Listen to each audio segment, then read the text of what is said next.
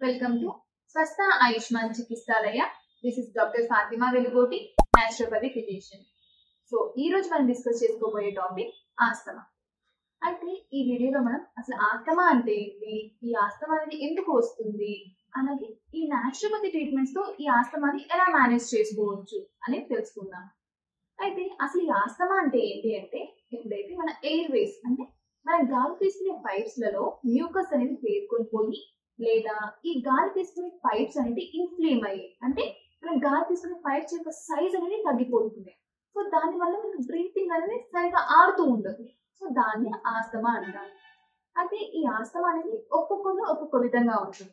అంటే కొంతమందికి ఊపిరి తీసుకోవడం కష్టంగా ఉంది, కొంతమందికి ఊపిరి వదలడం అనేది కష్టంగా ఉంటుంది.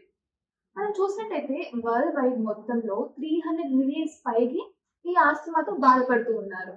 దాంట్లో 10% మన ఇండియా వాళ్ళే ఉన్నారు. అయితే అసలు ఈ ఆస్తమా అనేది ఎందుకు వస్తుంది అంటే, నెంబర్ 1 రీజన్ ఏంటి అంటే హెరిడిటరీ. అంటే మన ఫాదర్ కానీ మన మదర్ కానీ ఈ ఆస్తమా ఉన్నట్లయితే పిల్లలకి ఈజీగా వచ్చే ఛాన్సెస్ అనేవి ఎక్కువగా ఉంటాయి.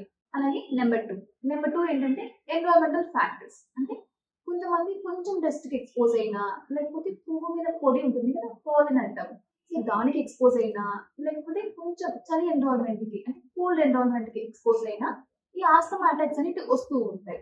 ఎందుకంటే ఎప్పుడైతే వీళ్ళు ఈ డస్ట్ కానీ, ఈ పోలెన్ కానీ, ఈ కోల్డ్ ఎన్విరాన్మెంట్ కానీ ఎక్స్పోజ్ అయినప్పుడు వాళ్ళ బాడీలో హైపర్ సెన్సిటివిటీ రియాక్షన్ అనేది జరుగుతూ ఉంటాయి. సో అలా జరగడం వల్ల వాళ్ళ బాడీలో ఐజీఈ యాంటీబాడీస్ అనేవి రిలీజ్ అయ్యి, అవి ఇన్ఫ్లమేటరీ మీడియేటర్స్ అయిన హిస్టమైన్ ని, యాంటీ హిస్టమైన్ ని రిలీజ్ చేస్తాయి.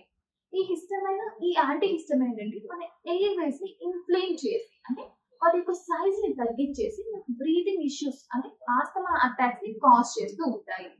అలాగే నెంబర్ త్రీ ఏంటంటే, కొంతమందిలో మన మదర్ కి ఫాదర్ కి కానీ ఎవరికొకరికి ఆస్తమా ఉన్నా వాళ్ళకి ఎటువంటి సింటమ్స్ అనేవి ఉండవు, కానీ వాళ్ళ బాడీలో ఆ లంగ్ జీన్ అనేది వీక్ గా ఉంటుంది. సో వాళ్ళు కొంచెం డస్ట్ కి ఎక్స్పోజ్ అయినా, కొంచెం కోల్డ్ ఎన్విరాన్మెంట్ కి ఎక్స్పోజ్ అయినా ఈ ఆస్తమా అటాక్స్ అనేవి వస్తూ ఉంటాయి.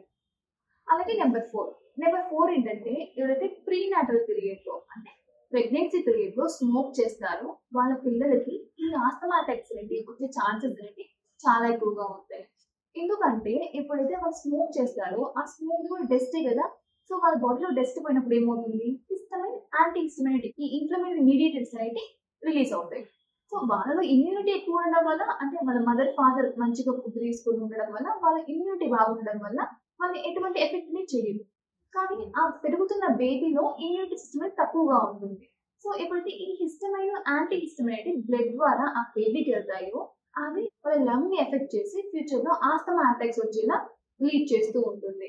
అలాగే నెంబర్ ఫైవ్ ఏంటంటే, ఎవరైతే ఈ ప్రెగ్నెన్సీ టైంలో ఎమోషనల్ స్ట్రెస్ కి గురవుతూ ఉంటారో వాళ్ళ పిల్లలకి ఈ ఆస్తమా అటాక్స్ అనేవి ఎక్కువగా వచ్చే ఛాన్సెస్ అనేవి ఉంటుంది.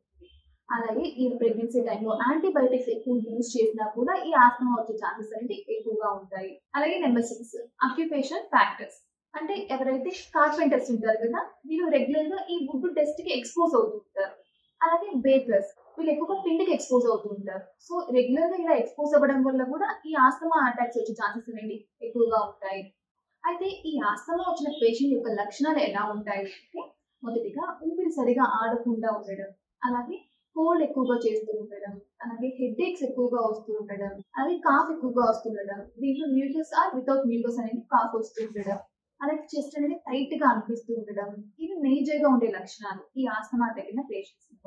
సో న్యాచురోపతిలో మేము ఈ ఆస్తమాని ఎలా చూస్తామంటే, ఎనర్జీ లెవెల్ పరంగా చూసుకున్నట్టయితే, ఎప్పుడైతే లంగ్ ఎనర్జీ ఎక్సెస్ అయ్యి లార్జ్ ఇంటెస్టైన్ ఎనర్జీ అనేది తక్కువ అవుతుందో అప్పుడు ఈ ఆస్తమా అనేది వస్తుంటుందని చెప్తూ ఉంటారు.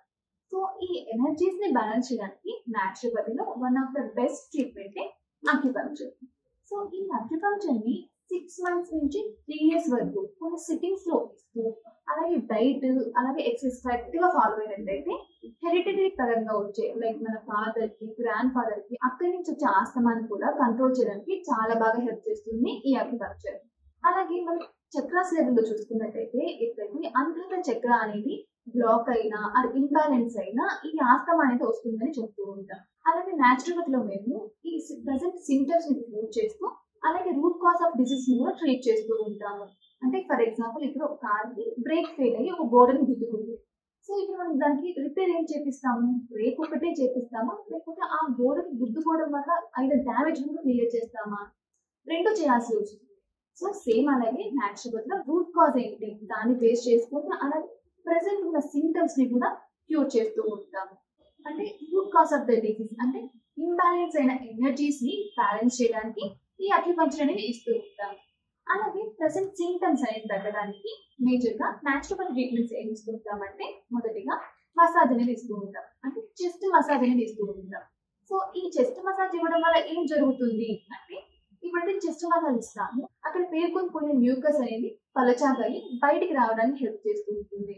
అలాగే ఎప్పుడైతే ఈ మసాజ్ ఇస్తామో అక్కడ హీట్ అనేది జనరేట్ అవుతుంది. ఆ హీట్ అనేది మన ఎయిర్ వేస్ అంటే మన గాలి తీసుకునే పైప్స్ ని వెడల్పుగా చేసి గాలి ఈజీగా ఆడడానికి హెల్ప్ చేస్తూ ఉంటుంది. అలాగే ఈ మసాజ్ తర్వాత స్టీమ్ బాత్ అనేది ఇస్తూ ఉంటాం. సో ఈ మసాజ్ చేయడం వల్ల ఏమవుతుంది, అక్కడ పేర్కొని పోయిన మ్యూకస్ అంతా కొంచెం పలచగా అవుతుంది. సో వెంటనే స్టీమ్ బాత్ ఇవ్వడం వల్ల ఆ మ్యూకస్ అంతా మన ముక్కు ద్వారా కానీ మన నోటి ద్వారా కానీ బయటకు వచ్చేసి అక్కడ ఎయిర్ వేస్ ని ఫ్రీ చేసి మనకి గాలి బాగా ఆడేలాగా హెల్ప్ చేస్తూ ఉంటుంది. సో ఈ హార్ట్ చెస్ట్ ప్యాక్ ఇవ్వడం వల్ల ఏమవుతుంది అంటే మన ఎయిర్ వేస్ అనేది డైలేట్ అయ్యి అంటే వెడల్పుగా అయ్యి మనకి ఆ మ్యూకస్ అనేది బయటికి వెళ్ళిపోయి బ్రీతింగ్ అనేది సరిగా ఆడడానికి హెల్ప్ చేస్తూ ఉంటుంది. అలాగే ఈ ట్రీట్మెంట్స్ తో పాటు డైట్ కూడా ఈ ఆస్తమా మేనేజ్ చేయడంలో చాలా ఇంపార్టెంట్ రోల్ అనేది ప్లే చేస్తూ ఉంటుంది. అయితే ఎటువంటి డైట్ తీసుకోవాలి అంటే మేజర్ గా మీ డైట్ లో వైటమిన్ సి, అలాగే వైటమిన్ ఇ, అలాగే వైటమిన్ డి ఈ 3 వైటమిన్స్ ఎక్కువ ఉన్న ఫుడ్స్ అనేవి మీ డైట్ లో ఇంక్లూడ్ చేసుకోవాలి.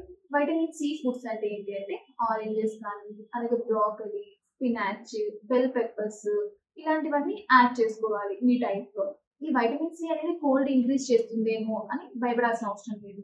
ఎందుకంటే ఫస్ట్ 2 days ఇన్ కేస్ తీసుకుంటే మీకు ఆ ఫైటింగ్ ఎఫెక్ట్ వల్ల కొంచెం ఎక్కువ అనిపించవచ్చు సింటమ్స్, కానీ 2 days తర్వాత మీకు ఈ సింటమ్స్ అనేవి తగ్గుతూ ఉండడానికి హెల్ప్ చేస్తూ ఉంటుంది. ఎందుకంటే ఈ వైటమిన్ సి అనేది మీ ఇమ్యూన్ సిస్టమ్ ని బూస్ట్ చేయడానికి చాలా బాగా హెల్ప్ చేస్తూ ఉంటుంది. అలాగే వైటమిన్ ఇ, ఈ వైటమిన్ ఇ అనేది మీ లంగ్ కెపాసిటీని ఇంక్రీజ్ చేయడానికి హెల్ప్ చేస్తూ ఉంటుంది.